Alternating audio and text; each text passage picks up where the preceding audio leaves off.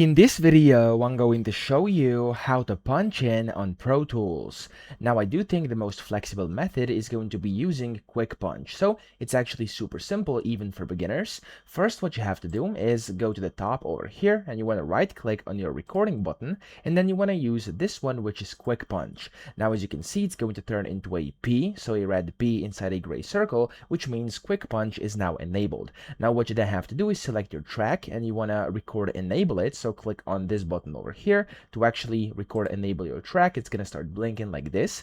And then what you can do is simply press play over here, and it's going to, of course, start playing. And then whenever you're ready to actually punch in, you want to simply click on the record button up top, and there we go, it's going to start. You've now punched in, and of course you can then stop, and you can go and do it again, etc. Okay, so that's kind of the easiest way to punch in. I hope this video helped you out. If it did, please subscribe to the channel and help me out as well.